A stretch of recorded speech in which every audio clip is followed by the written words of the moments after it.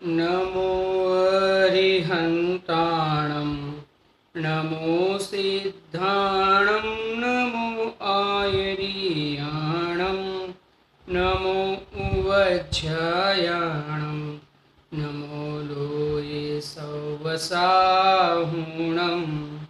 मङ्गलं भगवान् वीरो मङ्गलं गौतमो गणी मङ्गलं कुन्दकुन्दाद्यो जैनधर्मोऽस्तु मङ्गलं सर्वमङ्गलमाङ्गल्यं सर्वकल्याणकारकं प्रधानं सर्वधर्माणां जैनं जयतु शासनं जैनं जयतु शासनं मंगलमय मंगलकरण वीतराग विज्ञान नमो ताहि जाते भई अरहंतादि महान करि मंगल करियो महा ग्रंथ करण को काज जाते मिले समाज सब पावे निज गुण राज पावे निज गुण राज।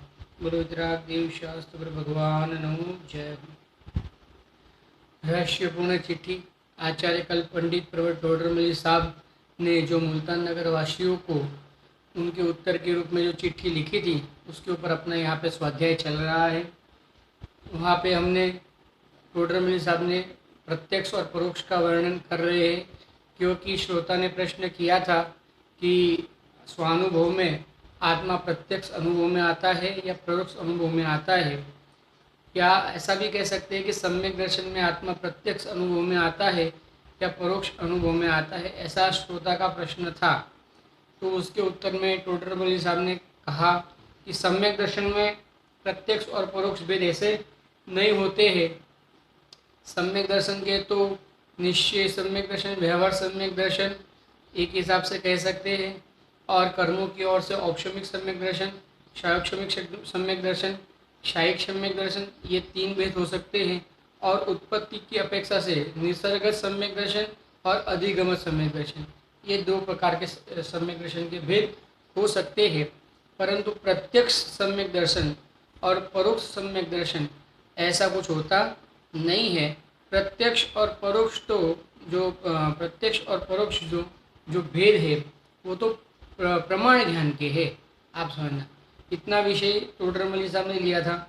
फिर प्रमाण की चर्चा की थी। अवधि ज्ञान, मन पर्य ज्ञान, केवल ज्ञान प्रत्यक्ष प्रमाण है और मतिश्रुत ज्ञान परोक्ष प्रमाण है। परोक्ष होने पर भी प्रमाण है, आप समझना। कम जानते होने पर भी समव्यवहारिक प्रत्यक्ष है, आप समझना। और दूसरा अनुमान आदि के माध्यम से भी, तर्क अनुमान आदि के माध्यम से भी वस्तु स्वरूप का यथार्थ ज्ञान कर सकते हैं।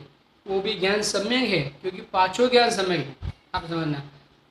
तत्व सूत्र में कहा ना, पांचों ज्ञान सम्यक ज्ञान है, यानी कोई भी ज्ञान मिथ्या नहीं है। आप समझना, ज्ञान की बात कर रही है यहाँ पे। पांचों ज्ञान कैसे है? सम्यक ज्ञान है। फिर ऐसा कहा कि जैन जब पांचों ज्ञान सम्यक ज्ञान है, जब मति ज्ञान और श्रुत ज्ञान में कुछ अंतर है नहीं समझना, तो फिर आप हम इसकी बात क्यों करें समझना। उसमें क्या विशेषता है ऐसा? मति और ज्ञान, श्रुत ज्ञान में ऐसी क्या विशेषता है, इसकी चर्चा अपन यहाँ पे कर रहे हैं। देखो, उसमें हमने थोड़ा कल पढ़ा था, लेकिन बीच में नेट की प्रॉब्लम होने से अपना कल विषय अधूरा रह गया था। तो वापस अपन यहाँ पे समझते हैं। जैनागम में जैसा आत्मा का स्वरूप कहा है, उसको तो वैसा ही जान के उसमें परिणामों को मग्न करता है। क्या कहा? परिणामों को ये जीव मग्न करता है। अगर परिणामों को मग्न नहीं करे तो जानने में कोई विशेषता हो, उसमें कोई उसका कार्यकारी नहीं है। जैसे हमने आगम के माध्यम से, श्रुत ज्ञान ने आगम के माध्यम से अपने चैतन्य स्वरूप आत्मा के बारे में जाना कि मेरे में तो चैतन्य आदि अनंत गुण हैं, आप समझना। और मैं अनादि निधन हूँ, अमूर्तिक हूँ, समझना। और ये जो पुद्गल द्रव्य और दूसरे जितने भी द्रव्य हैं, ये सब कैसे हैं? ये सब इनकी उत्पत्ति होती है, विनाश होता है। और अगर द्रव्य के हिसाब से देखा जाए तो भले ही अनादि अनंत हो, लेकिन उसमें क्या नहीं है? मेरा ध्यान नहीं है, मेरा आनंद नहीं है, मेरी शांति नहीं है, मेरी प्रभुता नहीं है। क्योंकि हमें जितना भी कुछ भी जानना है उसमें प्रयोजन हमारा सुख, शांति और आनंद का है। आप समझना, अगर हमारा सुख, शांति और आनंद किसी वस्तु में से नहीं आता हो तो उस वस्तु से हमें वास्तव में कोई संबंध नहीं होना चाहिए। हमारा ज्ञान और हमारा आनंद हमारे स्वरूप में से आता है। क्यों? क्योंकि हमारे स्वरूप में है गुण रूप से, क्योंकि गुणों की अवस्था होती है, गुणों की पर्याय होती है। आप समझना, और ज्ञान और आनंद और सुख तो मेरे गुण हैं। तो जब मेरे गुण हैं तो मुझ में से ही आएगा ना, पर में से किस प्रकार से आएगा? पर में से आ नहीं सकता है। इसके लिए ये जीव को जो भी जानना प्रयोजनभूत है वो आत्मा के सुख, शांति और आनंद की प्रयोजनभूत है। क्योंकि सात नौवें अधिकार में भी टोडरमल जी ने साहब ने कहा कि आत्मा को तो प्रयोजन एक ही है, क्या? सुख होना और दुख नहीं होना। एक ही प्रयोजन है ये आत्मा को, क्या होना? सुख होना, और क्या नहीं होना? दुख नहीं होना। दुख नहीं होना ही एक प्रयोजन है, सुख होना ही एक प्रयोजन है, चौथे अधिकार में कहा। क्यों ऐसा? सुख होना और दुख नहीं होना दो अलग अलग बात है कि एक बात है? वास्तव में एक ही बात है। अंधेरा नहीं होना और प्रकाश होना दोनों एक ही बात है। उसी प्रकार से सुख होना और दुख नहीं होना ये जीव का एकमात्र प्रयोजन है, अन्य कोई प्रयोजन ये जीव का नहीं है। तो यहाँ पे क्या कहते हैं, जैन आगम में जैसा आत्मा का स्वरूप कहा है वैसा जान के क्या करता है ये जीव, उसमें परिणामों को मग्न करता है। अब तक परिणामों को मग्न नहीं किया था आत्मा में, अब तक परिणामों को देखो, पहले तो परिणामों को पर में रमाया था कि ये मकान मेरा है, ये दुकान मेरी है, मैं सेठ हूँ, मैं नौकर हूँ, इस प्रकार से मैं बलवान हूँ, बलहीन हूँ, इस प्रकार से उपयोग को बाहर रमाया था। पांच इंद्रियों के विषय में रमाया था। ये रसगुल्ला अच्छा है, खाने लायक है, मीठा है, मुझे बहुत पसंद है, इस प्रकार से उपयोग कर रमाया था। फिर जब थोड़ा मन का सही हुआ, जब उसको ऐसा लगा कि अरे ये तो पांच विषयों में तो उपयोग को रमाने जैसा नहीं है, जब उसको ऐसा मन हुआ तब इसने आत्मा संबंधी विकल्प, आत्मा को जानने संबंधी किस प्रकार से मुझे ये सुख की उत्पत्ति हो, इस प्रकार से जब उसने विचारना स्टार्ट किया, समझना स्टार्ट किया, तब क्या हुआ कि तब उसने आत्मा संबंधी विकल्प किया। आत्मा के राग किस प्रकार से हो नहीं हो, इस प्रकार का विकल्प उसने शुरू किया। और शुरू किया उसका भी प्रॉब्लम नहीं है, लेकिन क्या हो गया, वो विकल्पों में ही मस्त रह गया, विकल्पों को तोड़ नहीं पाया, यानी वो विकल्पों से छूट नहीं पाया, अपने आप को विकल्पों से छोड़ नहीं पाया। आप समझना, क्योंकि उसने मग्नता, उसने जो अपने उपयोग की जो मग्नता थी ना वो विकल्पों में करके रखी। और विकल्पों की मग्नता कहाँ होती है? जहाँ जीव की रुचि होती है। जहाँ जीव की रुचि होती है विकल्प वहाँ मग्न हो जाते हैं। हमारे भी विकल्प जहाँ हमारी रुचि होती है वहाँ मग्न हो जाते हैं। जैसे अगर हमारी रुचि धन कमाने में हो तो अपना विकल्प दुकान में मग्न हो जाता है, पर में मग्न हो जाता है का अर्थ पर में समर्पित हो जाता है। मग्न यानी उस रूप हो जाता है वैसी बात नहीं है, समझ में आया? मग्न होने का अर्थ उस रूप अपने को मानने लग जाता है, इसको कहते हैं पर में मग्न हो जाना। पहले तो पर में मग्न हुआ था, जब थोड़ा स्वरूप के बारे में जाना तो ये जीव अपने स्वरूप के विकल्पों में उसको मंद कसाई होने से, यानी पहले बाहर में तीव्र कसाई थी, जब वो दुकान आदि के विकल्पों में था तब तो तीव्र कसाई थी, लेकिन वहाँ रुचि होने से वहाँ उपयोग मग्न हो गए थे।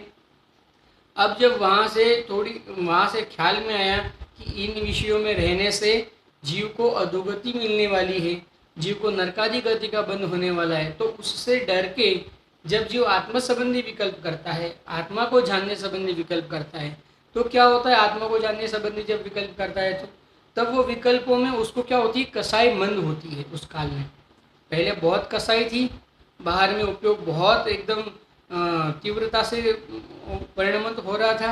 अब जब यहाँ आत्मा के बारे में चिंतन करने के लिए आया, जब जीनवाणी में से वस्तु स्वरूप को जाना, जब जीनवाणी में हेयपादेय तत्व को जाना, तब क्या हुआ, इसके कसाई थोड़ी मंद हुई।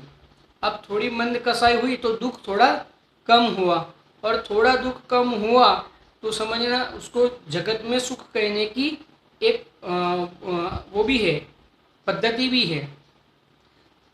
कम दुख को सुख कहने की जगत में पद्धति है। आप समझना, जैसे दुख कम हुआ यानी थोड़ा सा दुख कम हुआ, पहले बहुत दुख था विकल्प में, फिर दुख कम हुआ तो वो उसमें सुख की भ्रांति कर बैठा, और सुख की भ्रांति कर कर बैठने से क्या हो गया, वहाँ पे उपयोग, वहाँ पे मग्न हो गया, लेकिन उसका उपयोग स्वरूप में मग्न नहीं हुआ। आप समझना, उपयोग को स्वरूप में मग्न करना था और स्वरूप में उपयोग मग्न नहीं हो पाया, क्योंकि मैंने कहा ना रुचि जैसे होती है उपयोग वहाँ मग्न होता है।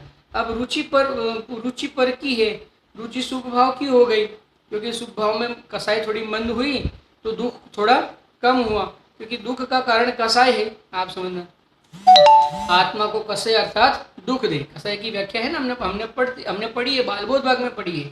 कसाई किसे कहते हैं, जो आत्मा को कसे अर्थात दुख दे, उसे कसाई कहते हैं। तो अब जो आत्मा को उसने कम कसा ना, कम कसा तो क्या हो गया, दुख कम हुआ, दुख कम हुआ तो इसको ऐसा लगा कि ये तो सुख है, ये ही आत्मानुभूति, ये करते करते ही मेरा कार्य हो जाएगा। इस प्रकार से उस जीव को, अच्छा और प्रॉब्लम क्या है, जगत में भी ये इस प्रकार के स्वभाव की बहुत प्रशंसा होती है। अगर आप व्रत में दिखते हो, तप में दिखते हो, स्वाध्याय में दिखते हो, प्रवचन सुनने में दिखते हो, सुनाने में दिखते हो, जिसे हम प्रवचन सुनाते हैं, स्वाध्याय कराते हैं, करते हैं, तो उसमें लोग में प्रशंसा भी होती है कि जो जितनी करे, आप समझना, प्रशंसा तो होती है, अरे भाई साहब आपने बहुत अच्छा समझाया, आपका आपका हमारे पे बहुत करुणा है, आपका बहुत आभार। इस प्रकार से लोग में भी इस बात की प्रशंसा होती है। अब लोग में भी प्रशंसा होने लग गई, आप समझना, तो इस जीव को भ्रम हो गया। एक तो कसाई मंद होने से दुख कम हुआ, दुख कम हुआ तो उसमें सुख की भ्रांति करके बैठा। आप देखो गलती क्या हुई, एक गलती पहली गलती क्या हुई कि दुख कम होने से वह सुख की भ्रांति करके बैठ गया, और दूसरी इन भावों की जगत में खूब प्रशंसा होती है, इन भावों को जगत में खूब माना जाता है, पूजा जाता है। आप समझना, इन भावों को जगत में पूजा जाता है। अब ये भाव इसके दिखने लग गए तो इसको भ्रम हो गया कि जैसे मेरा कार्य परिपूर्ण हो गया, जबकि वास्तव में तो कार्य की शुरुआत ही नहीं हुई थी। क्यों? क्योंकि परिणाम तो स्वरूप में मग्न हुए ही नहीं थे।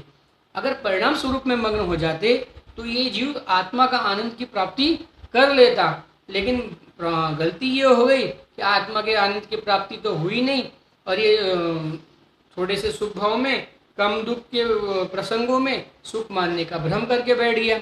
और इतना ही नहीं, जगत में उसकी प्रशंसा भी होने लग गई, तो इसको ऐसा लग गया कि जैसे मेरा कार्य सफल हो गया, आज तक का मेरा जो किया कराया है वो व्यर्थ नहीं गया, वो क्या हो गया, अच्छा हो गया। आप सुनना, इस प्रकार से ये जीव अपना उपयोग बाहर में ही रमाते रहता है, उसको ऐसा समझ में आ ही नहीं रहा है कि उपयोग को तो वास्तव में स्वरूप में रमाना चाहिए, और ये भ्रम रह जाने के कारण उसका उपयोग बाहर में रमता है। अब एक जीव ऐसा हो गया, सम्यक ज्ञानी जीव ऐसा हो गया कि जिसको उस जीव को ख्याल में आ गया कि ये मन कसाई भी कसाई है, ये भी दुख ही दे रही है, ये भी सुख का कारण नहीं है, क्योंकि ये भी विकल्प है, अभी भी ये तो विकल्प चल रहे, और जब तक विकल्प रहेंगे तब तक मुझे आत्मा का आनंद की प्राप्ति नहीं होगी। ऐसा जीव, जिस जीव को ख्याल में आ गया, वो जीव क्या कहता है, क्या करता है, स्वरूप तो आगम के माध्यम से बराबर जानता है, यथार्थ जान लेता है, और जानने के बाद अपने परिणामों को स्वरूप में मग्न कर देता है, फिर सर्व विकल्पों को छोड़ देता है। छोड़ देता है का अर्थ क्या है, छूट जाते हैं। लेकिन यहाँ भाषा भी देखो, करने की भाषा भी आएगी जिनवाणी में। छोड़ देता है, कहते हैं ना राग छोड़ो, राग छोड़ो, कैसे छोड़े राग को, राग तो वास्तव में परद्रव्य है, राग को कैसे छोड़ सकते हैं। परद्रव्य का अर्थ क्या हो गया कि परद्रव्य के आश्रय से होता है, तो इसके लिए राग परद्रव्य है, तो राग को कैसे छोड़े, राग में अपना चलता भी नहीं ना राग को छोड़ने के लिए, तो कहते हैं आप स्वरूप को देखो तब राग उत्पन्न ही नहीं होगा। अब राग उत्पन्न ही नहीं होगा, उसको ऐसा कहा जाएगा कि राग छोड़ दिया। वैसे ही यह उपयोग को स्वरूप में मग्न करो, उपयोग को स्वरूप में मग्न करने से क्या होगा, परिणाम जो थे बाहर में विकल्प थे वो थम जाएंगे, वो थम जाएंगे, तो ऐसा कहा विकल्प मत करो, विकल्प को रोको, ये भी अपने आप रुक जाते हैं वो विकल्प, उसको रोकना, उन विकल्पों को रोकने की जरूरत नहीं होती है, वो विकल्प अपने आप रुक जाते हैं। इस प्रकार से आगम परोक्ष प्रमाण कहते हैं। इस प्रकार से आगम के माध्यम से इस जीव ने आत्मा को प्रमाणित किया, आत्मा को जान लिया। अब तक जो इस जीव ने कार्य नहीं किया था, वास्तव में करने योग्य था, वो कार्य इस जीव ने क्या किया, कर लिया। आगम के माध्यम से, शुद्ध ज्ञान के माध्यम से इस जीव ने विशेषता ये हो गई कि इस जीव ने परिणामों को स्वरूप में मग्न कर दिया। अब तक किया तो था, अब तक समझो आगम तो पढ़ा था, लेकिन गलती क्या कर रहा था, स्वरूप में उपयोग को मग्न नहीं कर रहा था। अब उसने स्वरूप में उपयोग को क्या किया, स्वरूप में मग्न कर दिया। विशेषता ये हुई, आप समझना, इसको विशेषता कहते हैं। अब यही पहले वो उसका उपयोग कहाँ रम रहा था, इंद्रियों के विषय में रम रहा था। अब वही उपयोग अतीन्द्रिय शुद्धात्मा में मग्न हो गया।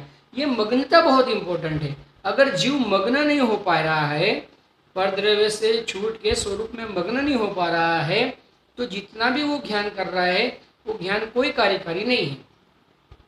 हम अगर अपना उपयोग स्वरूप में मग्न नहीं कर रहे हैं तो हम वास्तव में जितना भी जान रहे हैं वो कोई कार्यकारी नहीं है। हमें बहुत ज्ञान आ जाए, समझना, प्रत्येक चीज का हम ऐसा, अगर हमें पूछा जाए, हमें प्रश्न पूछा जाए और हम फटाफट उत्तर भी दे सके, जिनवाणी का इतना ज्ञान हो जाए, कर्णानुयोग का, चरणानुयोग का, द्रव्यानुयोग का, प्रथमानुयोग का इतना ज्ञान हो जाए कि हम प्रत्येक प्रश्न का उत्तर ताबड़तोड़ दे सके। वैसे वक्ता का स्वरूप तो यही है, वक्ता ऐसा ही होना चाहिए, चारों अनुयोग का जिसको ज्ञान होना चाहिए। लेकिन सबसे पहली वक्ता की कंडीशन क्या कही है, जो सम्यक ज्ञानी हो, जिसे आत्मा का अनुभव हो और जो जिन रहस्यों को जानता हो। आप समझना, ये सबसे पहले वक्ता का सबसे पहला लक्षण है।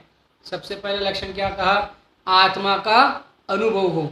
अगर आपको आत्मा का अनुभव है तो आप वास्तव में सच्चे वक्ता है। बाकी तो देखो, जैसे यहाँ पे जो वक्तव्य हो रहा है, यहाँ पे जो स्वाध्याय हो रहा है, वो इसके लिए है कि मेरे से भी किसी जीव को कम ज्ञान होने की संभावना है, और किसी जीव ने ये विषय पढ़ा नहीं हो स्वानुभूति का, और उसने कभी गुरुदेव श्री आदि ज्ञानी जीवों का आश्रय नहीं लिया हो, तो हो सकता है कि उसको इस बात का इतना ज्ञान नहीं हो। तो मेरे माध्यम से, यानी मैंने जो इन गुरुओं के माध्यम से जो मैंने जाना वो मैंने आपको बताया, तो आपको मेरे माध्यम से इस बात का ख्याल आ जाए, बस इतना ही प्रयोजन है। बात तो वास्तव में जिनेंद्र परमात्मा की है। हम जैसे जीव तो वास्तव में कोई प्रवचन आदि का हमें हक भी नहीं है और हम कर भी नहीं सकते हैं, हमारी इतनी योग्यता ही नहीं है। ये तो जिनेंद्र भगवान की बात हमें जो थोड़ी बहुत ख्याल में आई है वो हम बताने की, हमारे को राग आया है तो वो राग यहाँ पे दिख रहा है, आप समझना, इतनी बात है, और कुछ विशेष इसमें नहीं है। लेकिन ये होने से भी क्या होगा, आत्मा का कल्याण तो नहीं होगा। अगर आत्मा का कल्याण ही है, अगर मुझे मेरा कल्याण करना हो तो उपयोग को मेरे स्वरूप में मग्न करना पड़ेगा, और कोई उपाय है नहीं, आप समझना, दूसरा कोई उपाय नहीं है। स्वानुभव का यही उपाय है, दूसरा कोई उपाय नहीं है। अभी देखो आगे क्या कहते हैं, अथवा मैं आत्मा ही हूँ, ऐसा ज्ञान में है, जहाँ जहाँ ज्ञान है वहाँ वहाँ आत्मा है। देखो अभी इसको सिद्ध कर रहा है वो, अभी इसको प्रमाण के जो हमें भले परोक्ष प्रमाण हो, लेकिन हम फिर भी सिद्धि कर सकते हैं कि नहीं कर सकते हैं कि मैं आत्मा हूँ, ज्ञान स्वभावी हूँ, ऐसा सिद्ध कर सकते हैं कि नहीं कर सकते।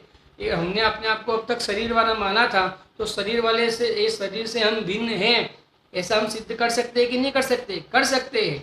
किस प्रकार से कर सकते हैं, तर्क के माध्यम से कर सकते हैं, अनुमान के माध्यम से कर सकते हैं, आप समझना, प्रत्यवि ज्ञान के माध्यम से कर सकते हैं, पांचों ज्ञान प्रमाण है, स्मृति के माध्यम से कर सकते हैं हम। देखो यहाँ पे टोडरमल जी उसको किस प्रकार से प्रैक्टिकली करके बता रहे हैं।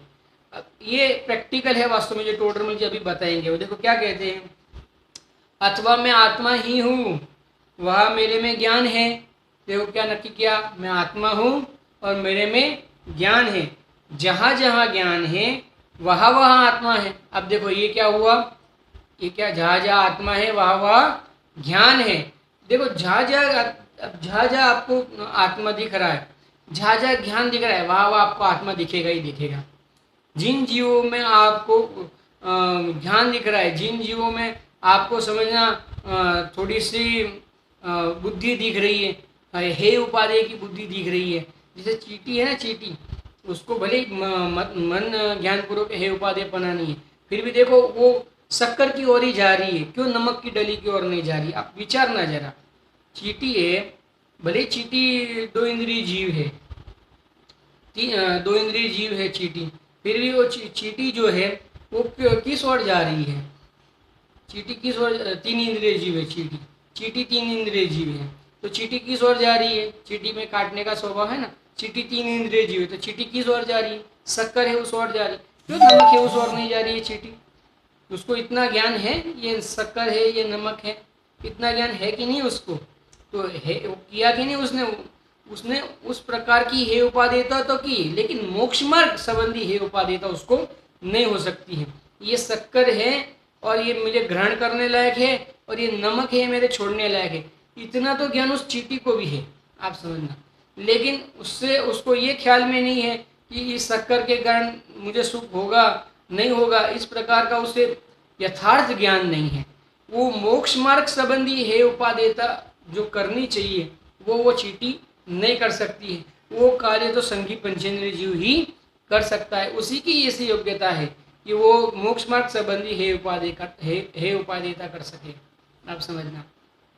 जैसे वनस्पति में भी ले लो, जैसे लजामणी का छोड़ होता है, लजामणी का छोड़ जैसे आप टच करो वो उसके पन्ने सिकुड़ जाते हैं, तो उसको कैसे ज्ञान हुआ ये सब? कि मुझे अभी कोई मेरे पे कोई खतरा आ गया, समझना, उसको ऐसा महसूस होता है कि नहीं मेरे पे कोई खतरा आ गया, तभी तो उसके पान सब सिकुड़ जाते हैं। पहले वो फैले हुए पान जब सिकुड़ जाते हैं, जब फैली हुई डाली जब सिकुड़ जाती है, तो क्यों सिकुड़ जाती है? और जैसे साउथ अफ्रीका में तो कई ऐसे जैसे पेड़ वगैरह है, जैसे समझ लो जैसे बेल वगैरह है, कि जैसे उसको इस प्रकार का है कि जैसे आप जाओ ना तो आपको जकड़ ले, आपका सारा खून चूस ले, आपको फेंक दे, आप मर जाओ वहाँ पे। तो इस प्रकार का जो ज्ञान, इस प्रकार की जो उसको ज्ञान है, तो ज्ञान है ना वहाँ पे, नॉलेज तो है ना वहाँ पे, तो समझना उस प्रकार का तो ज्ञान कर सकता है, लेकिन कौन सा ज्ञान नहीं कर सकता? आत्मा को जानने संबंधी वो ज्ञान नहीं कर सकता। तो हमने तो उसके माध्यम से क्या क्या जाना कि उसमें जीव है, हमको तो सिद्धि क्या करनी है? जहाँ जहाँ ज्ञान है वहाँ वहाँ जीव है। देखो उसको भी वो पेड़ को भी वो सिकुड़ने का ज्ञान है ना, कि मेरे को खतरा आ गया, ये जीव है मेरे भक्ष करने योग्य है। भले वो जीव यानी कोई हिंसा करनी नहीं चाहिए, वो बात अलग है, हम यहाँ पे ज्ञान की सिद्धि कर रहे हैं। देखना उदाहरण को गलत अर्थ में मत ले लेना, हम यहाँ किसकी सिद्धि कर रहे हैं? ज्ञान की सिद्धि कर रहे हैं। तो वो जो बेल है, वो जो पेड़ है, उसको इतना ज्ञान है कि नहीं कि ये जीव मेरे भक्ष करने योग्य है, तो उसको सीधी वो चोटती है, वो उसमें से उसका पूरा खून चूस लेती है। तो उसका अर्थ क्या हो गया कि उसमें हमको क्या सिद्ध करना है कि उसमें ज्ञान है। तो जहाँ जहाँ ज्ञान है वहाँ वहाँ आत्मा है, और जहाँ जहाँ आत्मा नहीं है वहाँ वहाँ ज्ञान नहीं है। जैसे देखो ये अर्थात जहाँ जहाँ ज्ञान नहीं है वहाँ वहाँ आत्मा नहीं है। क्यों नहीं है? क्योंकि जैसे शरीर है, जैसे मृतक शरीर है, तो मृतक शरीर में अपने को ज्ञान नहीं दिख रहा है, आप समझना। मृतक शरीर में कोई हिलन चलन, किसी प्रकार का हे उपादेय बना, किसी प्रकार का प्रतिकार करने रूप बना, जैसे प्रतिकार करने की जो होती है ना क्वालिटी, वो भी ज्ञान की है। जैसे चींटी है, आप उसके सामने ऐसे उंगली करो तो अपना रास्ता बदली कर लेती है, तो आप समझना, तो उसने प्रतिकार किया ना, तो प्रतिकार करने की शक्ति है ना ज्ञान में। तो ज्ञान जो है, जैसे जो मृतक शरीर है वो प्रतिकार भी नहीं करेगा, आप उसको काटो जलाओ कुछ भी करो तो वो शरीर है वो प्रतिकार नहीं कर पाएगा, प्रतिकार भी नहीं कर सकता, और ना ही उसमें कुछ आपको कुछ दूसरा दिख रहा है, जानने की उपयोगिता दिख रही है।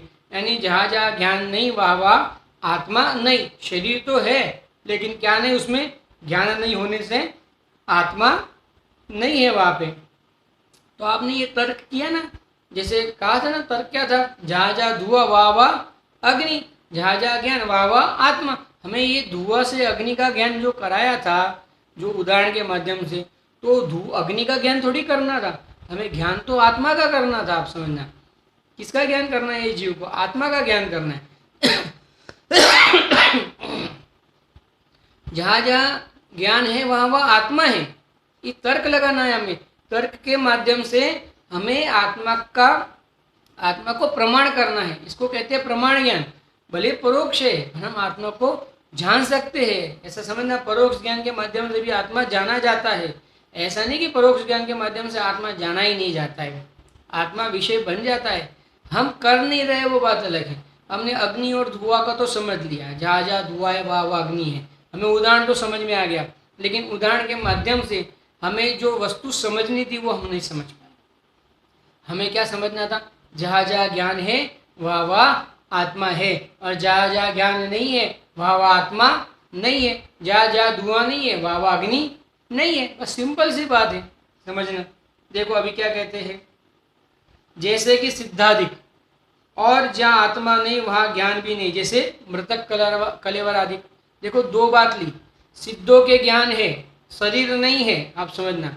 शरीर नहीं है लेकिन क्या है, ज्ञान है। सिद्धों के शरीर नहीं होने पर भी ज्ञान है, तो वहाँ आत्मा है, भले शरीर नहीं है।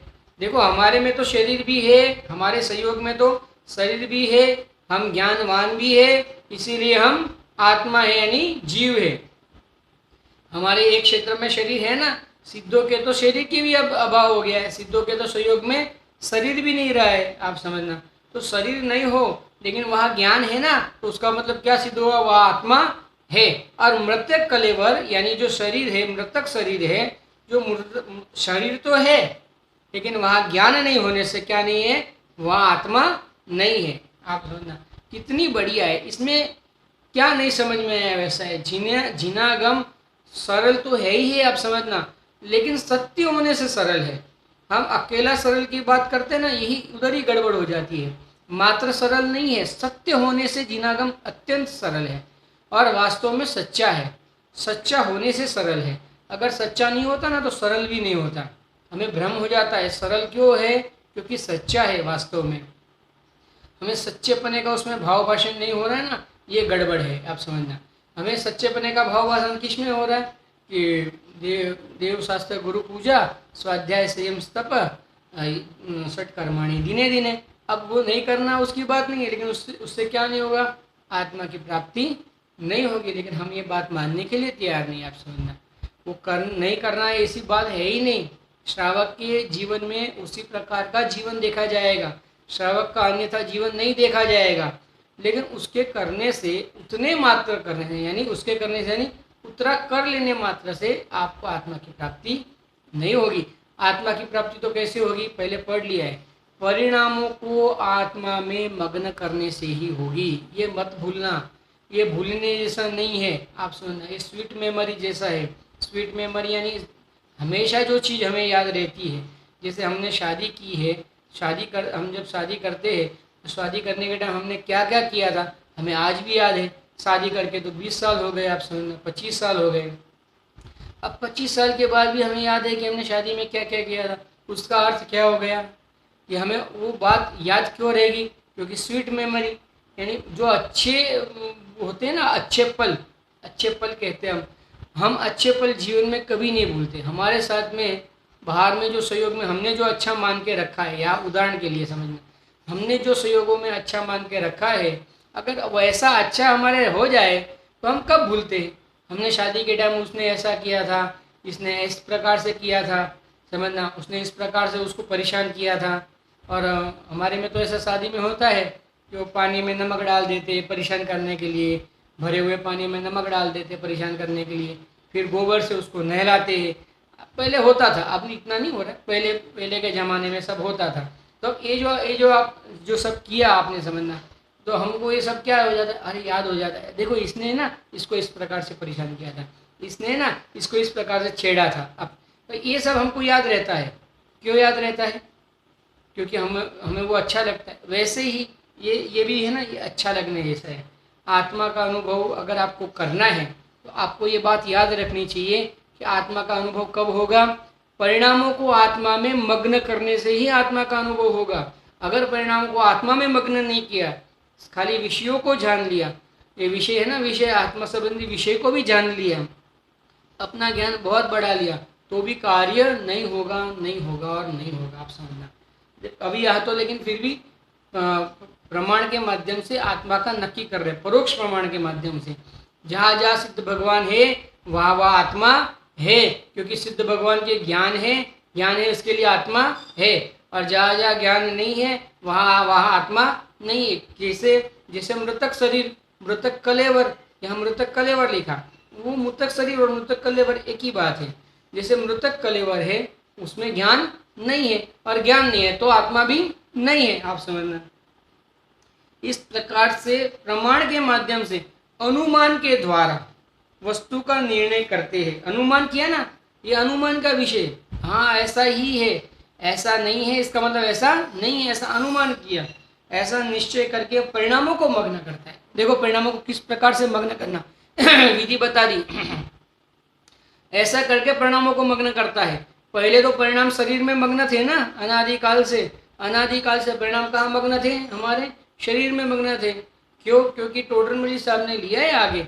देखो हमें वर्तमान में इंद्रिय ज्ञान, हमारी योग्यता इंद्रिय ज्ञान रूप परिणमने की है और इंद्रिय ज्ञान के विषय ये 5 इंद्रिय के माध्यम है उसके ज्ञान के विषय। तो हमें क्या लगता है कि ये 5 इंद्रिय है ना, यही मैं हूँ और इसको अगर मैं तंदुरुस्त रखूँगा, मजबूत रखूँगा तो मैं क्या कर पाऊँगा, मैं भोग व्यवस्थित भोग पाऊँगा। इसलिए हम क्या करते हैं, इन 5 इंद्रियों को स्वस्थ रखने के लिए, इन 5 इंद्रियों को मजबूत करने के लिए, इन 5 इंद्रियों की योग्यता बढ़ाने के लिए हम एक प्रकार अनेक प्रयास करते हैं। वो अलग बात है, वहाँ पे टोडरमल ने सिद्ध भी किया कि तू जो ये प्रयास करता है सब तेरे ये प्रयास झूठे हैं। क्यों झूठे? क्योंकि इंद्रियों का स्वस्थ रहना और या नहीं रहना वो तो कैसा है, भवितव्यता अधीन है, उसकी योग्यता के अधीन है।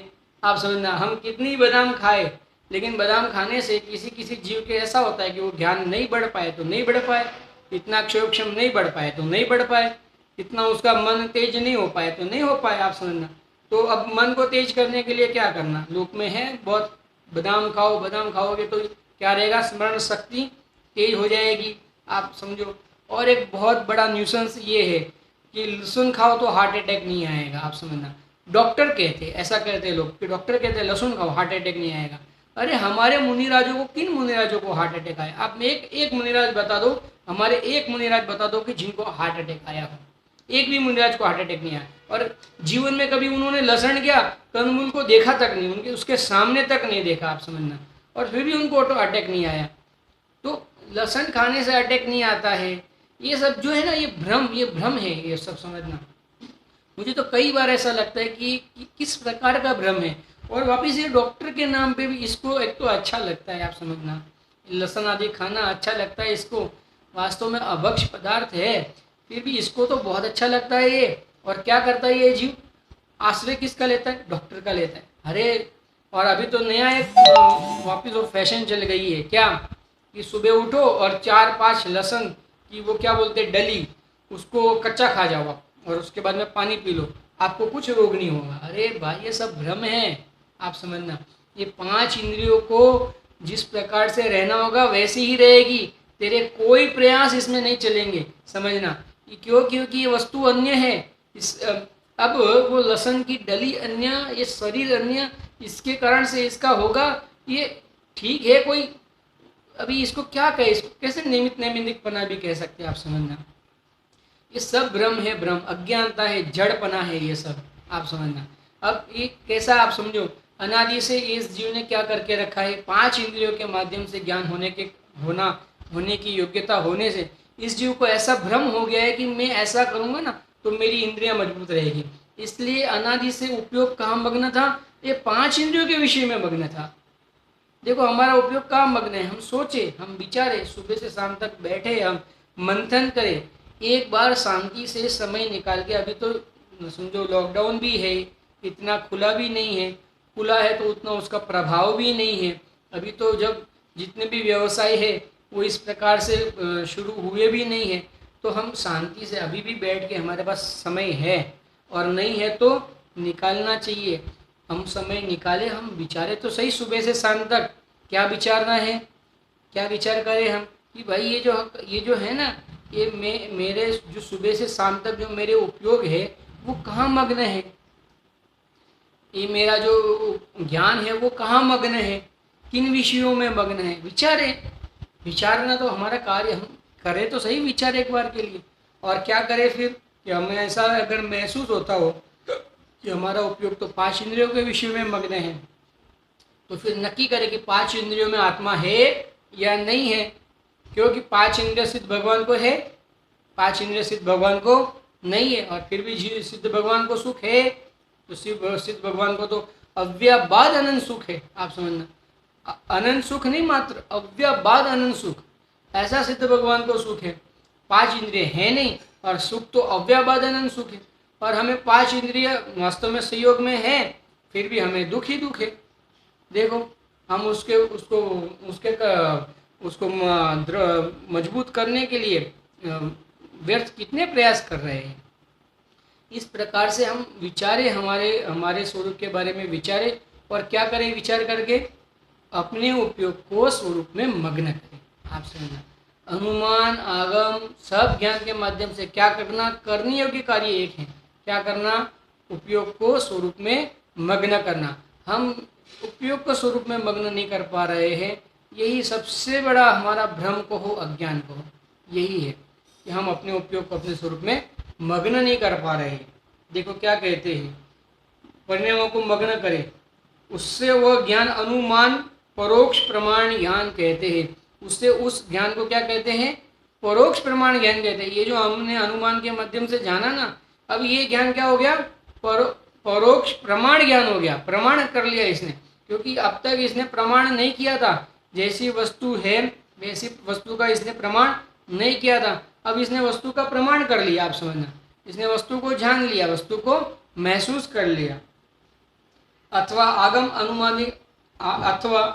अनुमानिक अनुमान आदिक के द्वारा वस्तु को जान के याद रख के उसको परिणाम में मग्न किया। यानी स्मृति की ना, पहले जो जाना था, क्या जाना, पहले हमने, जैसे हमने अभी पढ़ रहे हैं, हमने पढ़ने के समय में क्या पढ़ा, परिणामों को तो स्वरूप में मग्न करना चाहिए। जो 5 इंद्रियों में हमारे परिणाम प्रवर्त रहे हैं उसको वहाँ से हटा के उपयोग में मग्न करना चाहिए। जब हमने ये पढ़ा यहाँ पे, फिर जब हम बाहर गए, समझो पढ़ने के टाइम तो उपयोग स्वरूप में नहीं जा सकता है। हमारा उपयोग इस प्रकार का नहीं है। मुनिराजों को तो वहाँ पे जिनेंद्र परमात्मा उपदेश दे, पर ये स्वरूप में मग्न होकर केवल ज्ञान भी प्रकट कर सकते हैं। इतना उनका उपयोग की सूक्ष्मता है, आप समझना, इतनी उनके पुरुषार्थ का जोर है। हमारा इतना पुरुषार्थ है नहीं, हमारे उपयोग की उस प्रकार की योग्यता नहीं है कि हम जब प्रवचन सुनते हो तब आत्मानुभूति कर सके।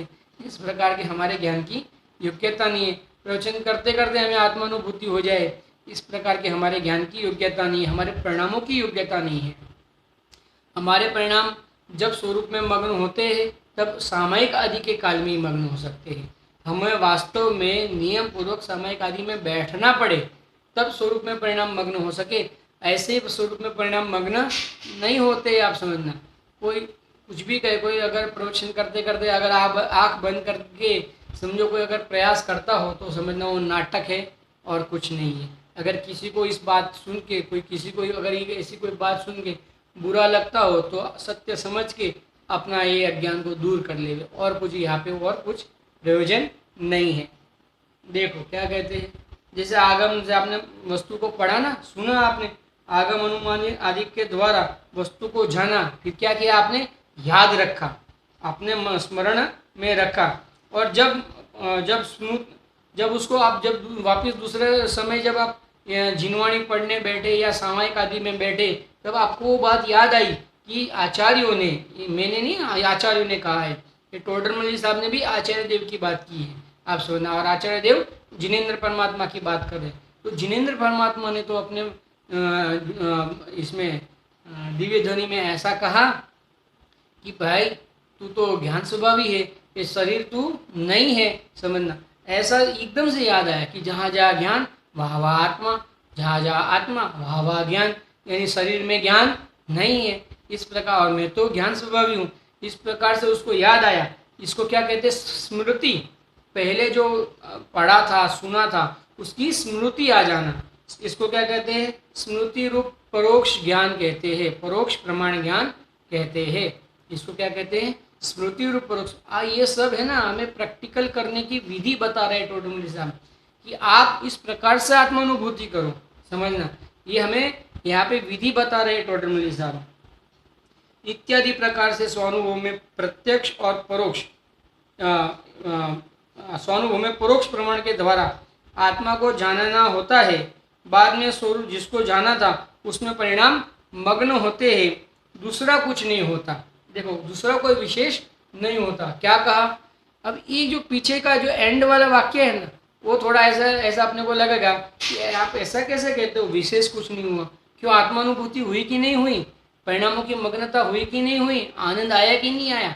हाँ आया, आनंद आया, आत्मानुभूति हुई, लेकिन विशेष कुछ नहीं हुआ का अर्थ कोई ऐसा ज्ञान कोई अलग नहीं हो गया। समझना, पहले कहा था ना, जो ज्ञान 5 इंद्रिय और छठे मन के माध्यम से प्रवर्तता है वही ज्ञान। आप समझना, यानी लोगों को क्या लगता है, जैसे बहुत लोग कहते हैं ना, जैसे हम आँख बंद करते हैं ना, हमें प्रकाश दिखता है, तो क्या कहा, इसको क्या कहेंगे हम? कुछ और होगा ऐसा, कुछ दूसरा कुछ हो जाएगा, यानी प्रकाश दिखेगा कि ज्ञान दिखेगा? अगर प्रकाश दिखता है उसका मतलब ये हो गया कि अभी आपको आत्मानुभूति नहीं है।